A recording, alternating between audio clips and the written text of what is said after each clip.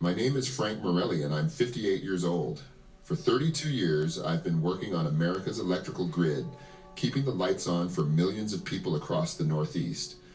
I'm not what you'd call a religious man, never been much for Sunday services or Bible studies. But I've always believed there's something bigger than us out there, something watching over the ordinary folks just trying to make it through another day. I live alone in a small apartment outside Pittsburgh, Pennsylvania. My wife Linda passed 5 years ago from cancer, and my grown kids live halfway across the country with families of their own. Most nights, you'd find me in my recliner, watching the evening news and worrying about the state of the world. Wars, disasters, politicians fighting while regular people suffer. Sometimes I'd look out my window at all those lights twinkling in the darkness and think about how fragile it all really is. How everything we depend on hangs by threads thinner than most people realize. On Thursday morning, August 15th, 2025, just a few weeks ago, I was doing routine maintenance on a high voltage transformer outside Johnstown. It was supposed to be a simple job: replace some aging components, check the connections, standard stuff I'd done 1,000 times before. The weather was clear, safety protocols followed to the letter. But sometimes, even when you do everything right, things can go terribly wrong. I remember reaching for my voltage tester, making sure the line was dead before I touched anything. That's when everything went sideways. Later, they'd figure out that a switching error at the control center had energized a line that was supposed to be off. 46,000 volts of electricity hit me like the fist of God himself. 1 second I was Frank Morelli, electrical worker, and the next second I was floating above my own smoking body while my co-workers screamed and scrambled to shut down the power. I could see them trying to revive me, could see the ambulance racing up the access road with lights flashing. But I felt no pain, no fear, just this incredible lightness, like I'd been carrying a weight my whole life, and suddenly it was gone. There was this warm, golden light calling to me, pulling me up and away from all the chaos below. I wasn't scared. For the first time since Linda died, I felt completely at peace. The light grew brighter and warmer, and then I saw him. Jesus was standing right in front of me, and nothing, not the dusty pictures in my grandmother's living room, not the movies I'd seen, nothing could have prepared me for this. He was tall and strong, with dark hair and olive skin, but it was his eyes that grabbed me. They were full of love, so deep and complete that it made my chest tight. When he looked at me, I felt like he knew every mistake I'd ever made, every time I'd fallen short, every moment I'd felt lost and alone after Linda died. And he loved me anyway. "Frank," he said, and his voice went through me like warm honey. "My faithful servant." I tried to speak, but just started crying, when not sad tears, but tears of pure relief and joy, like I'd been holding my breath my whole life and could finally exhale. He reached out and touched my shoulder, and waves of love poured through me. Love bigger than anything I'd ever felt, even deeper than what I'd shared with Linda. It was like being wrapped in liquid sunlight. "You've spent your life keeping the lights on for my people," he said gently. 32 years of faithful service, making sure families stayed warm, hospitals kept running, children could do their homework after dark. You never thought of it as ministry, but that's exactly what it was. I had never thought about my job that way. To me, it was just work. Showing up, doing the job, collecting the paycheck. But hearing him say it like that, I realized maybe there had been something sacred in all those years of keeping the power flowing.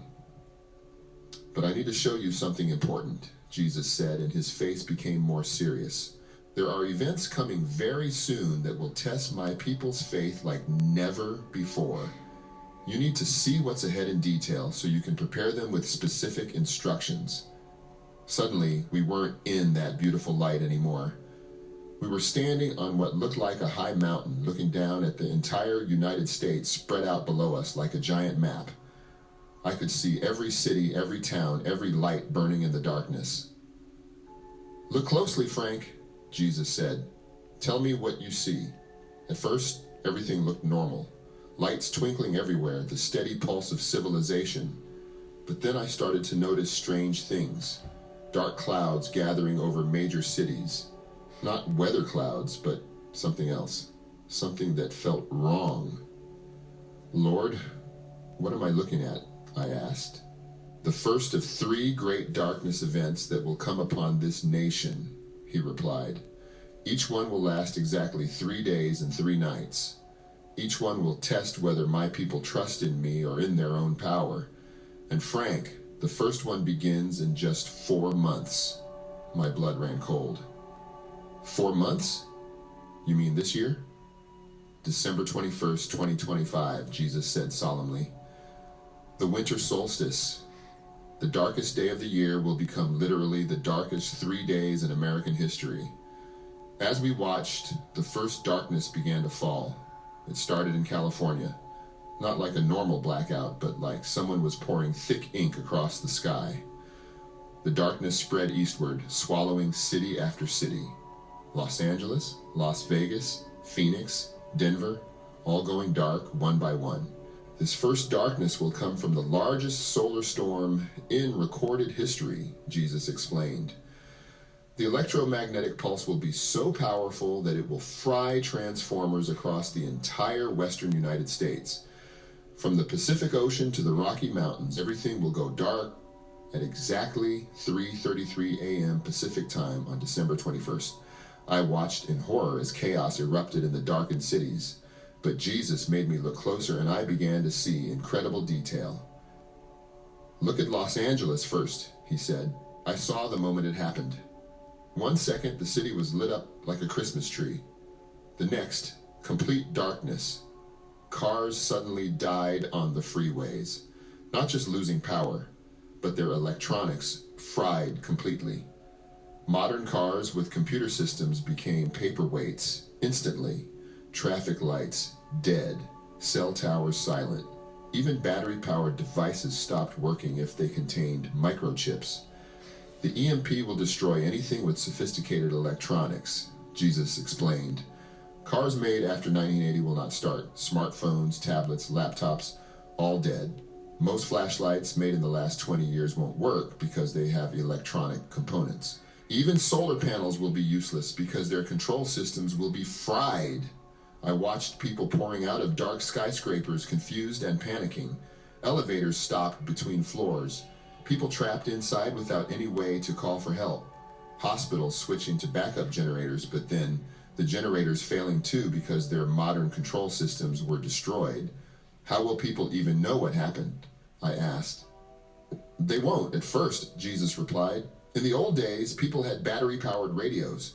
Now most radios are digital and require microchips that will be destroyed. The few working radios will be old analog models from before 1980. Ham radio operators who understood EMP protection will be among the only ones able to communicate. He showed me something that made my stomach turn. Within 6 hours of the blackout, I saw people beginning to die. Not from violence at first, but from the sudden failure of life support systems. Hospitals trying to manually ventilate patients. Kidney dialysis centers with no working equipment.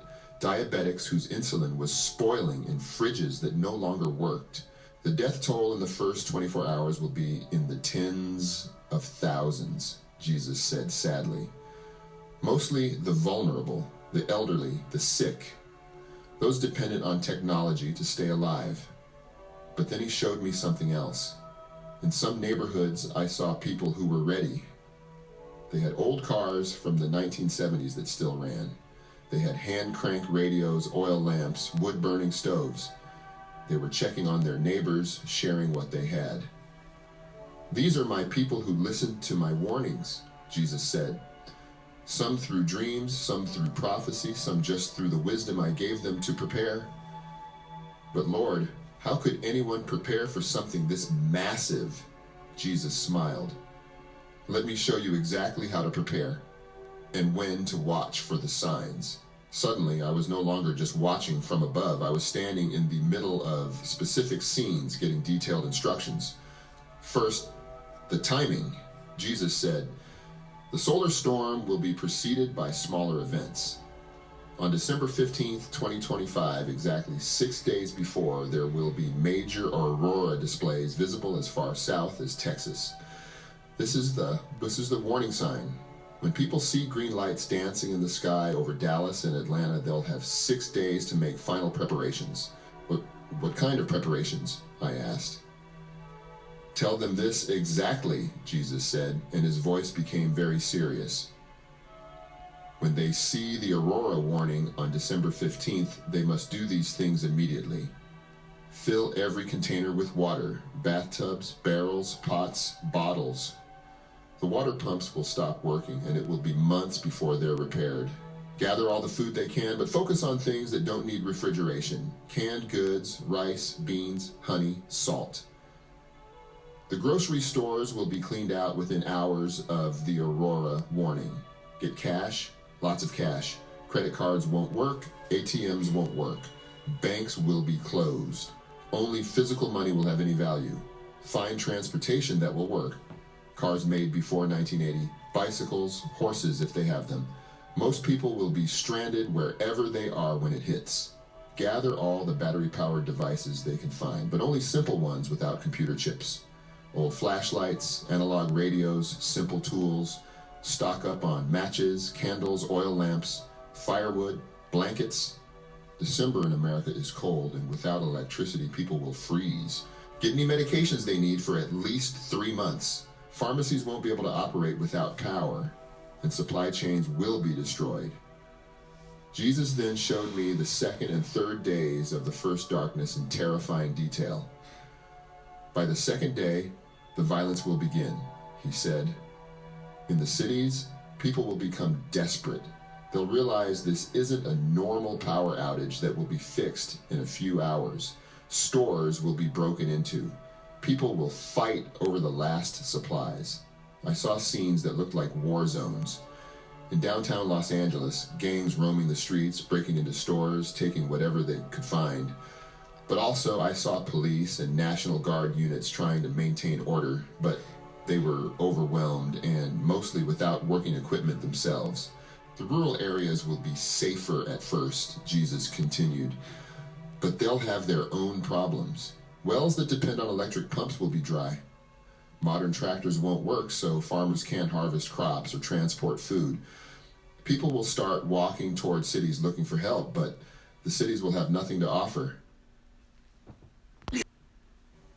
By the third day, people will begin to understand that this isn't temporary. That's when the real panic will set in. That's when millions will start praying who haven't prayed in years. But Jesus showed me something beautiful in the midst of all the horror. Churches that had prepared became islands of hope. I saw one church in Denver that had installed an old analog radio system and was broadcasting encouragement and practical information. They had stored food and water, and they were feeding hundreds of people each day. This is what my church is supposed to be, Jesus said. Not just a Sunday morning social club, but a body ready to serve in crisis. I watched as this church organized teams to check on elderly people, to bring supplies to families with young children, to provide medical care with basic supplies when the hospitals couldn't function. But how did they have supplies when everything is shut down? I asked. Because they listened to my warnings and prepared in advance. They spent months storing food, water, medical supplies, and old equipment that would still work after an EMP. They prepared not just for their own survival, but to serve others. The first vision faded, and I found myself back on the mountain with Jesus, looking down at the entire country again. The first darkness will end after exactly 72 hours, Jesus said. At 3:33 a.m. on Christmas Eve, the power will begin to come back on in some areas. But the damage will be enormous. The death toll will be over 2 million people. The economy will be shattered, and most people will think that was the worst thing that could happen. Jesus looked at me with profound sadness. They'll be wrong. The second darkness began to form, and this time it started on the East Coast and moved west. The second darkness will come exactly 8 months later, Jesus said. August 21st, 2026. This time, it will be a coordinated cyber attack combined with physical sabotage. America's enemies will strike when the Western grid is still vulnerable from the December disaster. This darkness was different and somehow even more terrifying. Instead of natural electromagnetic pulses, I watched as malicious computer code spread through the remaining power systems like a virus. At the same time, teams of saboteurs were physically destroying key transformers and substations across the country. At exactly midnight Eastern Time, hackers will take control of power plants from New York to Texas, Jesus explained. But this isn't just hacking, Frank. Physical teams of terrorists will simultaneously blow up critical infrastructure in 12 major cities. I watched in horror as explosions lit up the night in New York, Boston, Washington, D.C., Philadelphia, Atlanta, Miami, Chicago, Detroit, Houston, Dallas, Nashville, and Charlotte.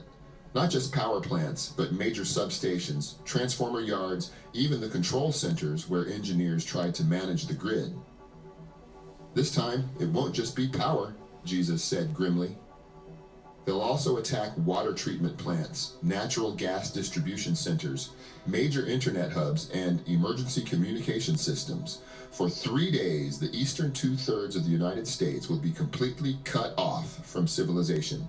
The death toll from this second darkness was staggering. I saw people trapped in subway systems with no way to get out, patients in intensive care units dying when backup systems failed. But most terrifying of all, I saw the complete breakdown of social order. Because this is clearly an attack, not a natural disaster, people will be afraid that more attacks are coming, Jesus explained. They'll be terrified that foreign armies are about to invade. The panic will be far worse than the first darkness. I watched as martial law was declared, but the military couldn't communicate with their units. I saw police trying to maintain order with no radio communications, no computers, no way to coordinate responses. In some cities, armed citizens formed militias to protect their neighborhoods. In others, criminal gangs took over entire districts. But again, Jesus showed me the churches that were prepared. This time, there were more of them. The first darkness had taught many believers to take preparedness seriously. See this church in Richmond, Virginia, Jesus said, pointing to a building surrounded by hundreds of people. After December, they convinced their entire congregation to prepare. Now they have food and water for 2,000 people for 30 days. They have medical supplies, security teams, and communication equipment. I watched as this church became like a small city during the darkness. They organized work crews to clear debris, medical teams to treat the injured, security teams to protect against looters, and prayer teams that interceded around the clock. But notice something important, Jesus said. They're not just serving their own members, they've opened their doors to anyone in need. That's the difference between my church and survivalist groups. My people prepare to serve, not just to survive. The second darkness also lasted exactly 3 days, but the recovery was much slower than the first. It will take over a year to restore power to some areas after this attack, Jesus said. The physical destruction will be so extensive that entire regions will have to rebuild their electrical systems from scratch. The death toll will be over 8 million people. I felt sick to my stomach. Lord, how can you let this happen? How can you allow so many innocent people to die? Jesus turned to me with tears in his eyes. Frank, I don't cause these things, but I use them. This nation has turned away from me, put their trust in technology and government instead of their creator. These disasters will drive many back to me who would never have sought me otherwise. He showed me something that gave me chills. Churches across the country were growing exponentially. People who had mocked believers for preparing were now begging to know how to have a relationship with God. Baptisms were happening in rivers and lakes because many church buildings had been damaged. More people will come to genuine faith during these dark times than in the previous 50 years combined, Jesus said. Suffering has a way of stripping away the things people think they need, showing them what they actually need. But then came the third vision, and this one made everything else look like a minor inconvenience. The third darkness will come on January 15th, 2027, Jesus said. This time, the entire continental United States will go dark simultaneously. It will be a combination of the largest solar storm in human history occurring at the exact same moment as the most coordinated terrorist attack ever attempted. I watched as both natural and human forces combined into a perfect storm of destruction. The solar event was 3 times more powerful than the December 2025 storm, while terrorist cells across the nation simultaneously struck at thousands of targets. Every power plant, every major substation, every important transformer in America will be destroyed or disabled within the first hour, Jesus explained. For 3 days and 3 nights, from Alaska to Florida, from Maine to California, there will be no electricity anywhere. The scale of this disaster was beyond imagination. With no power anywhere in the country, transportation systems collapsed completely. Trains stopped in the middle of nowhere. Airports became refugee camps for stranded passengers. Interstate highways became parking lots of dead vehicles stretching for hundreds of miles. The death toll from this third darkness will be over 30 million people, Jesus said, and I could hear the grief in his voice. Most will die, not from violence, but from exposure, dehydration, starvation, and medical emergencies that can't be treated. I watched scenes that looked like the end of the world. In northern cities during January, people freezing to death in their own homes. In the south, people dying of dehydration because water pumps weren't working. Hospitals becoming morgues. Pharmacies being raided by desperate people looking for insulin, heart medication, other life-saving drugs. But even in this darkest vision, I saw something remarkable. Communities that had learned from the first 2 disasters were not just surviving, but thriving. Look at this town in Missouri, Jesus said. I saw a small community that had transformed itself after the first darkness. They had built wind-powered mills to grind grain, dug wells with hand pumps, organized community gardens, trained people in traditional skills like blacksmithing and carpentry. When the third darkness hit, they barely noticed. They're not just surviving, I observed. They're actually living better than before.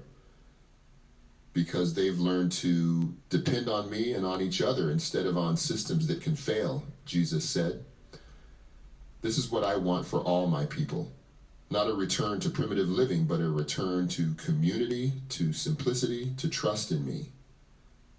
Jesus then began to give me very specific instructions about how to prepare for all 3 events. The preparations are different for each darkness, he said. For the first one in December, people need to focus on immediate survival, food, water, warmth, security. For the second one in August, they need to focus on community organization and longer-term sustainability.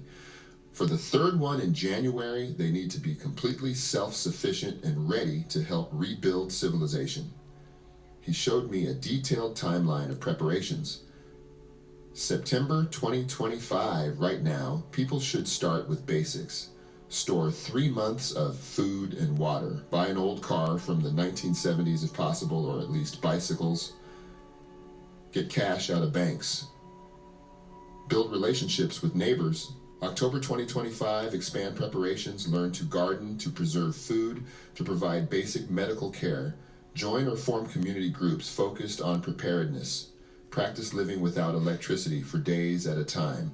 November 2025, make final preparations for the December event. Install wood-burning heat sources. Stock up on warm clothes and blankets. Create communication plans with family members. Store extra supplies to share with neighbors. December 15, 2025, when the aurora warning appears, this is the final preparation period. Fill all water containers. Buy last-minute supplies. Gather with trusted friends and family. Prepare spiritually through prayer and repentance. January through July 2026, recovery period from the first darkness, but also preparation for the second. Use this time to build community resilience, learn new skills, and help others who weren't prepared. August 21st, 2026, the second darkness. Communities that prepared together will survive and serve others. September 2026 through January 2027, final preparation period. This is when communities need to become completely self-sufficient, learn to make everything locally, create independent power systems, build defensive capabilities.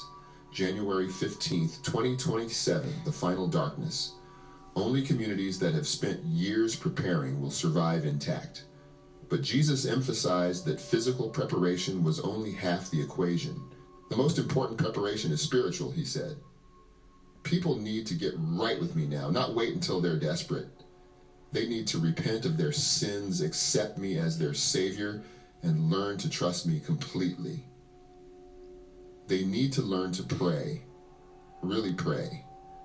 Not just quick prayers before meals, but deep communication about every area of their lives. They need to read my word daily, not just on Sundays. They need to forgive people who have hurt them, because carrying unforgiveness into dark times will destroy them emotionally and spiritually. They need to build real relationships with other believers, people they can depend on when systems fail. Jesus then showed me something that took my breath away. After the third darkness ended, I saw America beginning to rebuild, but it looked completely different. The recovery will take years, but what emerges will be stronger than what existed before. Jesus said, people will have learned to depend on each other and on me. Technology will be rebuilt, but with wisdom this time. Communities will be tight-knit, families will be strong, and the church will be what it was meant to be, the center of community life. I saw towns across America where churches weren't just places people went on Sunday, but community centers where people learned practical skills, shared resources, made decisions together. I saw believers who had learned to live simply, to value relationships over possessions, to trust God for their daily needs. This is my plan, Frank, Jesus said, to use these dark times to restore my people to what they were meant to be, to break their dependence on systems that can fail and build their dependence on me, the one who never fails. But then his expression became urgent. However, not everyone will choose to prepare. Not everyone will choose to believe the warnings. Many will dismiss this as fear-mongering or conspiracy theories. Many will trust in their government to protect them or in their technology to save them. This is why I'm sending you back with specific information. People need to know exact dates, exact preparations, exact signs to watch for. The more detailed the warning, the more likely some will listen. Jesus gripped my shoulders and looked directly into my eyes. Frank, when you return, some people will believe you immediately. Others will think you're crazy. Some will start preparing right away. Others will wait until they see the Aurora warning in December and then panic. But here's what I want you to tell everyone. I love them more than they can imagine. I don't want anyone to perish. That's why I'm giving these warnings now while there's still time to prepare. But preparation must start immediately, not when the crisis hits. I felt that pulling sensation again, stronger this time. Lord, what if they don't believe me? What if I can't convince them? Jesus smiled with infinite love and sadness. Frank, you're not responsible for convincing anyone. You're only responsible for delivering the message faithfully. I'll make sure it reaches those who are meant to hear it. But remember this, the darkness is not the end of the story. It's the beginning of the greatest spiritual awakening in human history. Those who prepare and endure will see my glory in ways that people living in comfortable times never could. The pulling became irresistible, and I felt myself being drawn back to earth, back to that hospital room where my body lay connected to machines. Remember, Jesus called out as the vision faded, you are never alone. I am with you always, and those who trust in me will not be put to shame, even in the darkest times. The next thing I knew, I was gasping for air in a hospital bed, machines beeping frantically around me. My supervisor, Tom, was there looking like he'd aged 20 years. A nurse was checking my vitals with an expression that went from shock to amazement.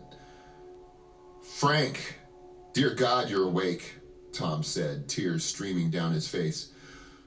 "You've been unconscious for 14 hours. The doctors said there was massive brain damage from the electrical trauma. They were talking about taking you off life support." The doctor who rushed in couldn't explain what he was seeing. "Mr. Morelli?" he said, studying my chart with confusion. "You took a direct hit from 46,000 volts. Your heart stopped for over an hour. We recorded no brain activity for 6 hours. By every medical standard, you should be dead. The fact that you're not only alive, but showing normal cognitive function. I've been practicing medicine for 30 years, and I've never seen anything like this. But I wasn't the same person who had climbed that utility pole that morning. In my body, yes, though I healed impossibly fast over the following days. But in my soul, I was completely transformed because I had seen the future and had been given a mission that would consume the rest of my life. For the first week, I could barely talk about what had happened without breaking down. Every time I tried to describe meeting Jesus about the visions of the three darknesses, I would start sobbing. Not from sadness, but from the overwhelming memory of his love and the weight of what I'd been shown. But slowly, I began to share. First with Tom and my coworkers who knew something profound had changed in me. Then with neighbors in my apartment building. Then with Pastor Williams at the small church down the street, who listened with growing amazement and immediately began taking notes. Within days, my story was spreading through the local Christian community. Within weeks, it had reached Christian radio stations, YouTube channels, and faith-based websites across the country. Some people believed immediately and started preparing. Others dismissed it as the hallucinations of a brain damaged by electrical trauma. But something remarkable began happening. Believers who took the warning seriously started forming preparedness groups. Churches began organizing workshops on food storage, water purification, basic medical care, and spiritual preparation. Christian communities across America started building the kind of networks that could survive the coming storms. I've spent these last few weeks since my accident traveling to every church, community group, and preparedness meeting that will have me. I've shared the story hundreds of times now, always emphasizing the same key points, the exact dates, the specific preparations needed, and most importantly, the spiritual transformation required. Some of the responses have been incredible. I've met families who immediately sold their suburban homes and moved to rural communities where they could grow food and build relationships with like-minded believers. I've seen churches that have completely transformed their ministries to focus on practical preparedness combined with spiritual growth. But I've also encountered resistance. Some Christians have accused me of spreading fear instead of faith. Some pastors have refused to let me speak, saying that God would never allow such disasters to happen to America. Some people have told me I'm mentally ill, that no loving God would give such terrifying warnings. To those people, I say this: I didn't ask for this vision. I didn't want this responsibility. I'd much rather be back in my apartment watching television and worrying about normal things like my retirement savings. But I can't ignore what I saw. I can't pretend that meeting Jesus was just a dream. And I can't keep quiet about warnings that could save millions of lives. The aurora display that Jesus told me about, the warning sign for the first darkness, will appear on December 15th, 2025. That's exactly 99 days from today as I write this. When people across America see green lights dancing in the sky where they've never been seen before, they'll have 6 days to make final preparations. I pray that some people will listen now while there's still time to prepare properly. But I know that many will wait until they see those lights to take this seriously. By then, it will almost be too late for anything except the most basic survival preparations. If you're reading this story right now, today, September 7th, 2025, you have exactly 105 days until the first darkness begins. That's enough time to prepare if you start immediately. It's not enough time if you procrastinate. Here's what you need to do. Starting today, This week, store 90 days of food and water for every person in your household.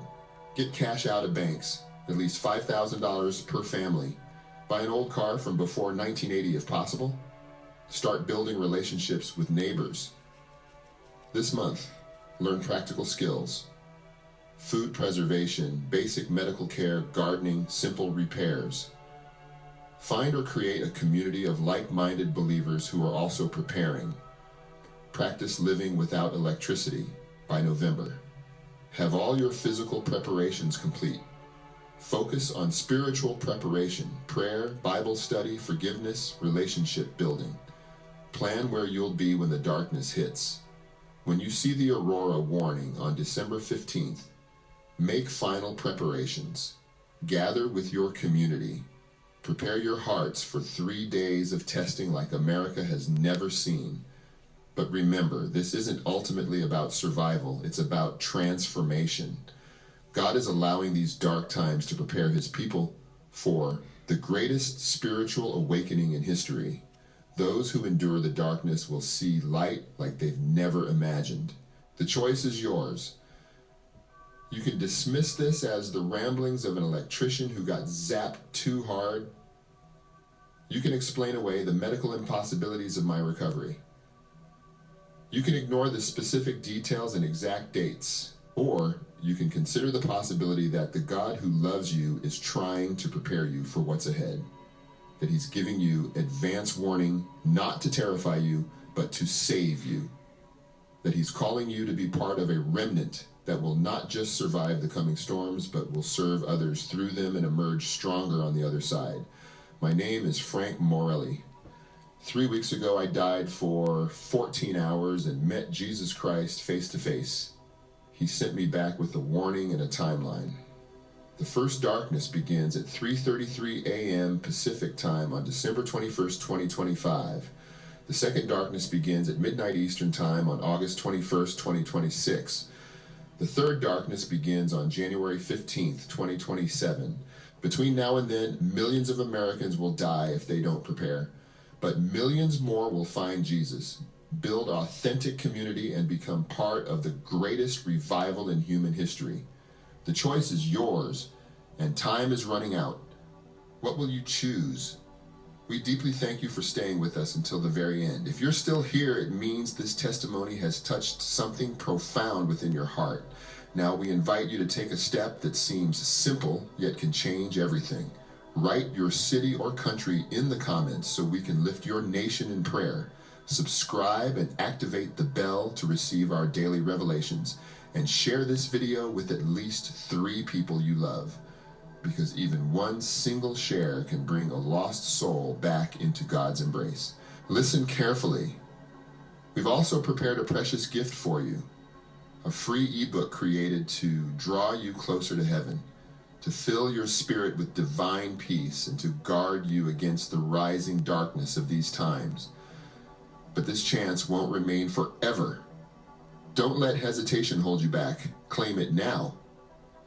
This could be the very first step that leads you into God's eternal light.